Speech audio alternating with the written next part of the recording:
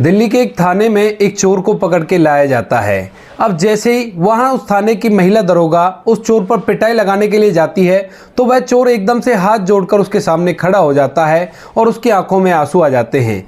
वह कहता है कि मैडम, हाथ जोड़कर आपसे निवेदन है कि आप मेरे ऊपर पिटाई मत लगाओ, आप किसी को भी भेज दो, वो मुझ पर जितनी चाहे उतनी पिटाई लगा लेगा, लेकिन आप मेरे ऊपर हाथ मत उठाओ। इस बात को सुनकर जो महिला दरोगा होती है उसे बड़ी ही हैरानी होती है और फिर वह उस चोर से उस कारण को पूछने लगती है। जैसे ही चोर वह कारण बताता है तो महिला दरोगा एकदम से खड़ी के खड़ी रह जाती है। क्या कारण था जिसे सुनकर महिला दरोगा इतनी हैरान हो गई थी? पूरी कहानी की सच्चाई जानने के लिए वीडियो को अंत तक जरूर देखें। दिल्ली के अंदर एक गवर्नमेंट स्कूल होता है जिसके अंदर सुरेश चंद जी नाम के एक सरकारी टीचर पढ़ाया करते हैं। सुरेश चंद जी का घर दिल्ली में ही था और वहीं से वो अपने स्कूल की ड्यूटी किया करते। एक दिन अचानक से रात के समय जब सुरेश चंद जी अपने घर में अपनी पत्नी और अपने 6 महीने के लड़के के साथ आराम कर रहे थे, तभी उनके घर का दरवाजा खटखटाया जाता है, लगभग रात के 2 बजे। इसके बाद सुरेश चंद जी डरते डराते बाहर जाकर दरवाजे को खोलते हैं तो उनके दरवाजे के सामने एक टोकरी रखी हुई थी, जिस टोकरी के अंदर एक 3 महीने की बच्ची थी जिसको अच्छी तरह से उस टोकरी के अंदर रखा गया था। और जैसे ही सुरेश चंद जी उस टोकरी को देखते हैं और उस बच्ची को देखते हैं तो एकदम से वहां पर आवाज लगाने लगते हैं, लेकिन आवाज लगाने के बाद भी कोई व्यक्ति वहां पर नहीं आता है जो उसको बता सके कि ये टोकरी मेरी है और ये बच्ची मेरी है। इसके बाद जो सुरेश चंद जी होते हैं मजबूरन उस टोकरी को अपने घर के अंदर ले जाते हैं और अपनी पत्नी को उस बच्ची को दिखाते हैं। जैसे सुरेश चंद की पत्नी उस बच्ची को देखती है तो एकदम से धिक्कारने लगती है उसके माँ बाप को, जो इसे ऐसी हालत में यहाँ पर छोड़कर चले गए हैं और आवाज लगाने के बाद भी वापस नहीं आए हैं। लेकिन माँ के अंदर माँ की ममता होती है और उस बच्ची को देखकर सुरेश चंद जी की पत्नी की ममता जाग आती है। धीरे धीरे सुबह होती है। सुबह सुबह सुरेश चंद जी इस बात के बारे में पुलिस स्टेशन में इन्फॉर्म करते हैं और उन लोगों को बताते हैं कि इस तरह से एक छोटी सी बच्ची को कोई हमारे दरवाजे पर छोड़ गया है और डोरबेल भी उसने बचाई थी। इसके बाद जो पुलिस वाले होते हैं वहां पर चारों तरफ इधर उधर ढूंढते हैं और ढूंढने के बाद भी उन्हें कोई सुराग नहीं मिलता है उस बच्ची को लेकर। तो वे सुरेश चंद जी से इस बच्ची को अनाथ आश्रम में डालने के लिए कहते हैं और कहते हैं कि ठीक है, अगर ऐसी बात है तो इसको अनाथ आश्रम में डाल देते हैं। लेकिन जैसे सुरेश चंद जी अनाथ आश्रम का नाम सुनते हैं तो एकदम से इस बारे में गहन सोच विचार करने लगते हैं। थोड़ी देर गहन सोच विचार करने के बाद वह अपनी पत्नी से पूछते हैं कि ये बताओ, क्या हम इस बच्चे को पाल सकते हैं? पत्नी इस बात को जब सुनती है तो थोड़ी देर तक वह भी सोच विचार करती है और सोच विचार करने के बाद हाँ में जवाब दे देती है। अब जो सुरेश चंद जी होते हैं वो पुलिस वालों से कहने लगते हैं कि साहब, अब आप इसे अनाथ आश्रम में डालने वाले हो और मैं एक सरकारी नौकर हूं, मैं चाहूं तो इसको आराम से पाल पोस कर बड़ा कर सकता हूं, तो क्यों ना मैं इसको अपने बच्चे के साथ पाल पोस कर बड़ा करूं। वैसे भी बेटी है, किसी दिन शादी हो जाएगी और अपने घर के लिए चली जाएगी, इस बहाने से मुझे भी थोड़ा सा पुण्य लग जाएगा और इस बच्ची का जीवन सफल हो जाएगा। इस बात से पुलिस वाले बड़े ही खुश होते हैं और कहते हैं कि ठीक है, अगर ऐसी बात है तो तुम बेशक से इस बच्ची को पाल पोस कर बड़ा कर लो। उसके लिए तुम्हें थोड़ी सी कागजी कार्रवाई करनी होगी और कागजी कार्रवाई करने के बाद तुम आराम से इस बच्ची को अपनी बेटी बनाकर पाल सकते हो। इसके बाद जो सुरेश चंद जी होते हैं कागजी कार्रवाई को कंप्लीट करते हैं और उस बच्ची को पालने पोसने का फैसला कर लेते हैं। वह उस बच्ची का नाम रखते हैं मीनाक्षी और मीनाक्षी को अपने बेटे के साथ रखकर बड़ा करने लगते हैं। धीरे धीरे समय बीतता और समय के साथ साथ जो मीनाक्षी होती है वो स्कूल जाने योग्य हो जाती है। इसके बाद जो मीनाक्षी होती है उसको वो स्कूल में पढ़ाते हैं और कोशिश करते हैं उसे अच्छे से अच्छे संस्कार देने की।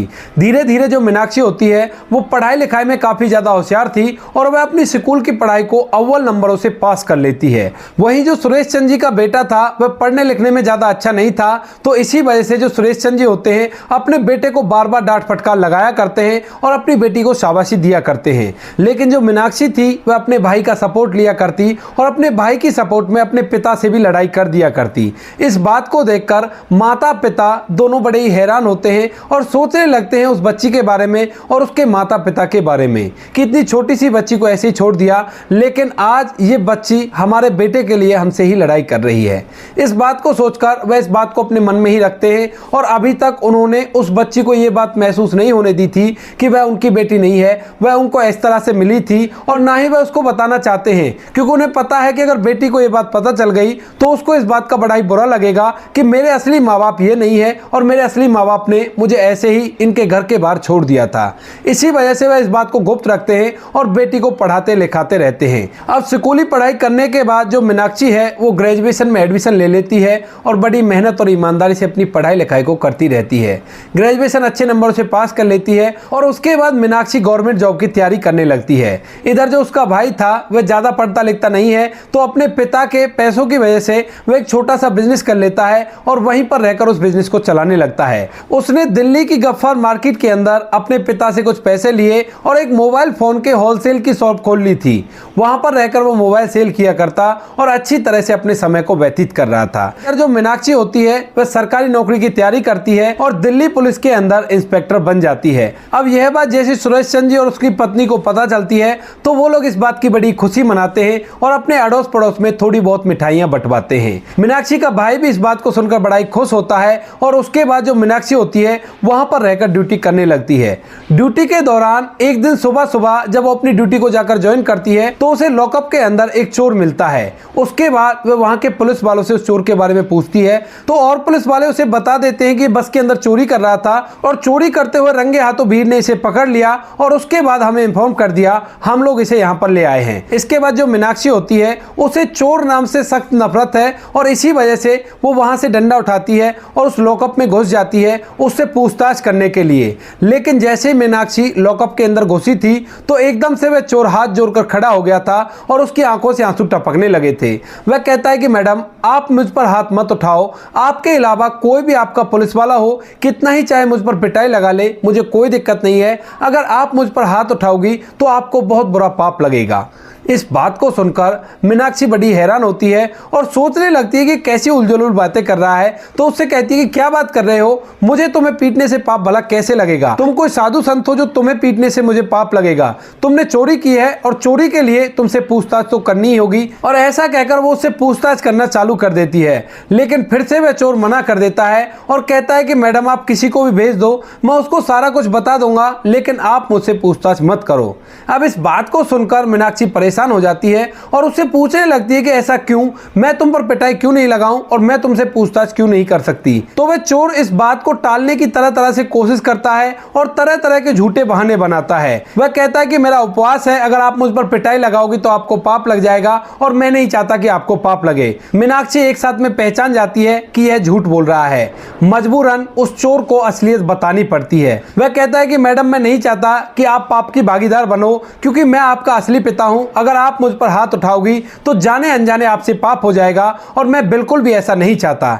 इस बात को सुनकर जो मीनाक्षी है वो एकदम से हिल जाती है और कहने लगती है कि तुम कह क्या रहे हो, क्या अपनी सजा से बचने के लिए ऐसा बहाना लगा रहे हो? तो वह कहता है कि नहीं बेटी मैं सही कह रहा हूं, दरअसल जिनके यहां पर तुम पाल पोस कर बड़ी की गई हो वो तुम्हारे असली पिता नहीं है। मैंने तुम्हें उनके घर पर आज से 22 साल पहले छोड़ा था और उस दिन से लेकर आज तक मैंने तुम पर अपनी निगाह डटा रखी है। अब इस बात को सुनकर मीनाक्षी एकदम से हिल जाती है, क्योंकि सवाल उसकी जिंदगी का था, उसकी जिंदगी का एक ऐसा सच जिसको वो चाहकर भी कबूल नहीं कर पा रही थी। वो उससे कहने लगती है कि क्यों झूठ बोल रहे हो अपनी सजा को माफ करवाने के लिए, तुम भला मेरे पिता कैसे हो सकते हो?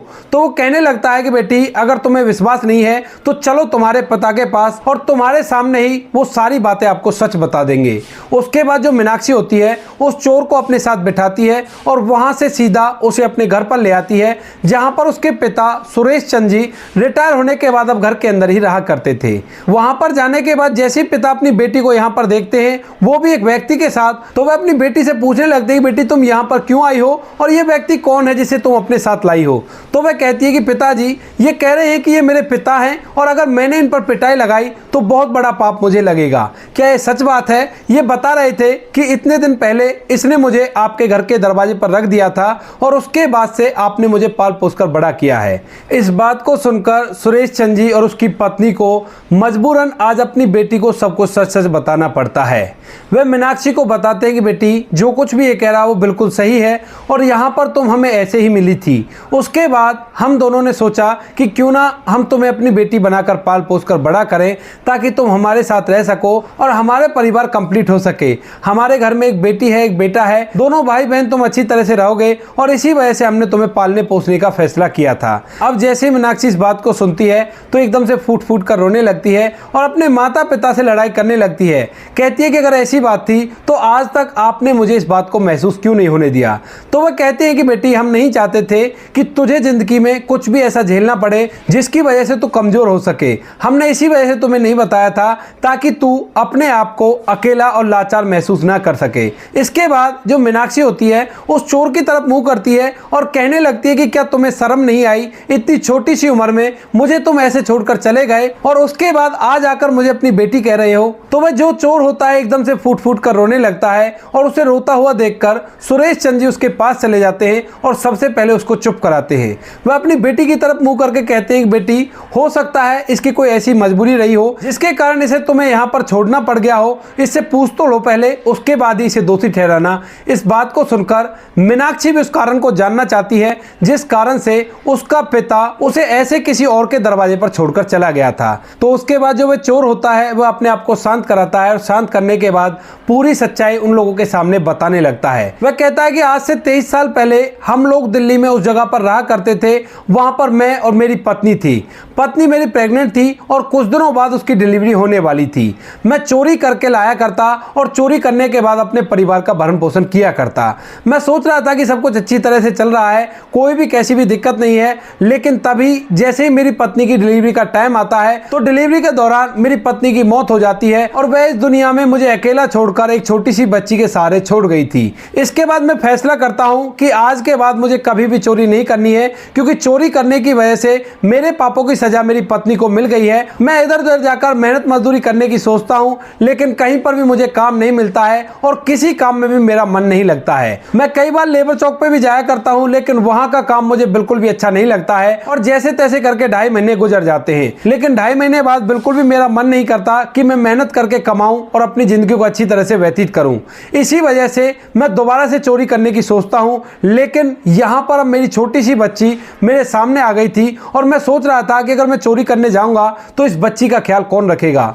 भले ही मैं चोर था, लेकिन मेरे अंदर भी एक पिता की भावना थी और मुझे अपनी बच्ची प्यारी लग रही थी। उसके बाद मुझे मजबूरन एक कठोर फैसला लेना पड़ता है। मैं अपनी बच्ची को किसी ऐसी जगह पर छोड़ना चाहता था जहां पर उसकी अच्छे से परवरिश हो सके, क्योंकि अगर ये बच्ची मेरे साथ रहती तो हो सकता है बड़े होकर ये भी चोरी करना सीखती। इसी डर के कारण से मैं इसके लिए एक अच्छा सा घर ढूंढने लगा जहां पर इसे अच्छे संस्कार मिल सके और अच्छे से जिंदगी बिता सके। उसी दौरान मुझे एक मास्टर जी के बारे में पता चलता है जो कि टीचर है और उनका स्वभाव बहुत ही अच्छा है। मैं धीरे धीरे इनकी रेखी करता हूं और रेखी करने के बाद मुझे पता चल जाता है कि मास्टर जी कहां पर रहा करते हैं। उसके बाद मैं अपनी 3 महीने की बच्ची को एक टोकरी में रखता हूं और उसे अच्छी तरह से खिला पिलाकर इनके दरवाजे के सामने रखकर डोरबेल बजाकर वहां से दूर जाकर झाड़ियों में छिप जाता हूं।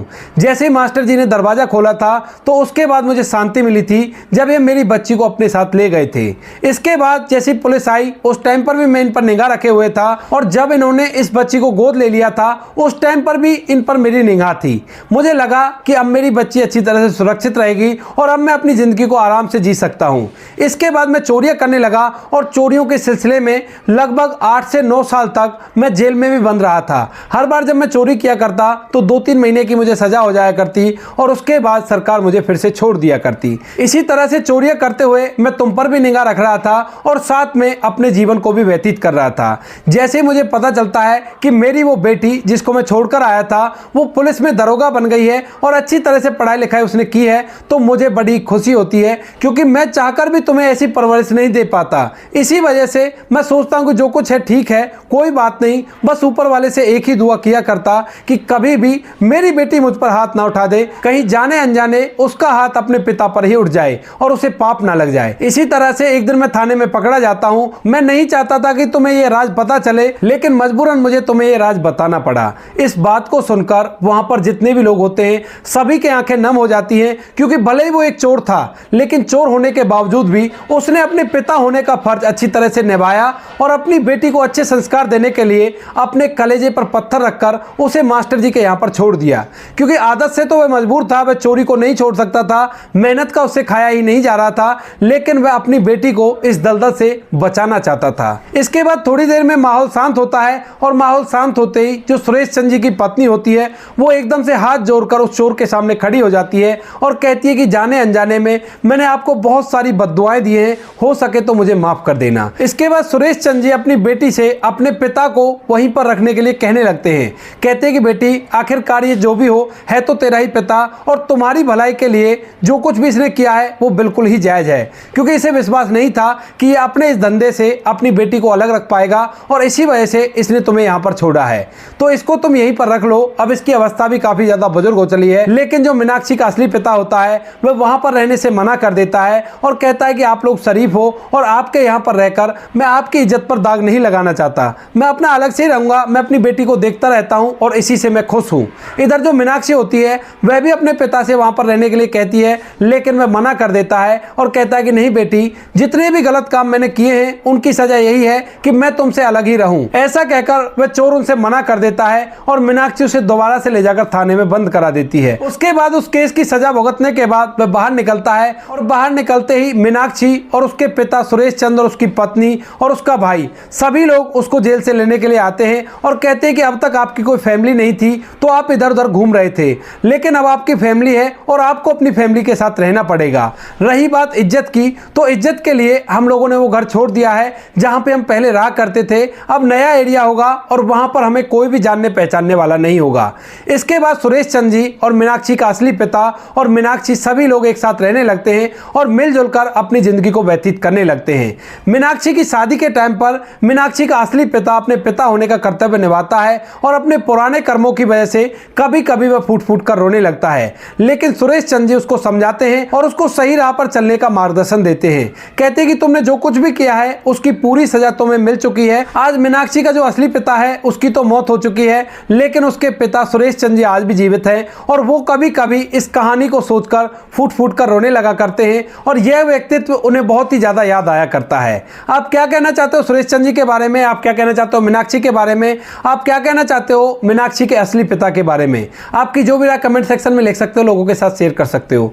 वीडियो अगर अच्छी लगी हो तो वीडियो को लाइक और चैनल को सब्सक्राइब जरूर करें ताकि हमें थोड़ा सा हौसला मिले आप लोगों के लिए ऐसे अच्छे अच्छे वीडियो बनाने के लिए। इन कहानियों को सुनाने का उद्देश्य किसी को परेशान करना बिल्कुल भी नहीं है। यह कहानी आपको इसलिए सुनाई जाती है ताकि आप लोग इन कहानियों में से कुछ ना कुछ सीख सको और अपने जीवन में उस चीज को अप्लाई कर सको। मिलते हैं किसी नेक्स्ट वीडियो में नए टॉपिक के साथ, तब तक के लिए जय हिंद, जय भारत, जय हिंदुस्तान।